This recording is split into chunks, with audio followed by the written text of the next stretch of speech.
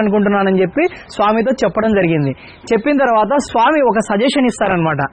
ఈ ప్రాంతం వద్దు కానీ ఇక్కడ పక్కనే మద్దిలేరు అనే ఒక ప్రాంతం ఉంది, అక్కడ నది ప్రవహిస్తూ ఉంటుంది, అక్కడ వాతావరణం కూడా చాలా చల్లగా ఉంటుంది, బాగుంటుంది, ప్రకృతి అంతా కూడా బాగుంటుంది, కాబట్టి నువ్వు అక్కడికి వెళ్ళి ఉండు అని చెప్పి స్వామికి సజెషన్ ఇస్తారు. ఆ ఈశ్వరుడి మాటల్ని గౌరవించి మద్దిలేరు ప్రాంతానికి నరసింహస్వామి బయలుదేరుతారు. మొట్టమొదటిసారి ఈ మద్దిలేరు ప్రాంతంలో నరసింహస్వామి పాదం మోపినప్పుడు ఆ పాదపు అచ్చు అనేది ఏర్పడిందనమాట.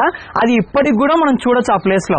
నరసింహస్వామి ఏం చేస్తారంటే తన రూపాన్ని మార్చుకుంటారు, ఒక ఉడుము ఆకారంలో మారిపోయి ఆ ఉడుము ఆకారంలోనే ఈ మద్దిలేరు ప్రాంతంలో సంచరిస్తూ ఉంటారు. ఇంకా కొద్ది రోజుల తర్వాత లక్ష్మీదేవి అమ్మవారు కూడా స్వామిని వదిలిపెట్టి ఉండలేక ఈ ప్రాంతానికి వచ్చేస్తారు. ఇదంతా ఒక స్టోరీ. ఇప్పుడు ఇంకో స్టోరీ ఉంది. ఇక్కడ స్వామివారు ఎలా ఇక్కడ ప్రతిష్ఠింపబడ్డారు. ఈ ప్రాంతానికి 3 కిలోమీటర్ల దూరంలో ఉన్న మోక్షపట్నంలో కన్నప్ప దొర అనే ఒక రాజు ఉండేవాడు.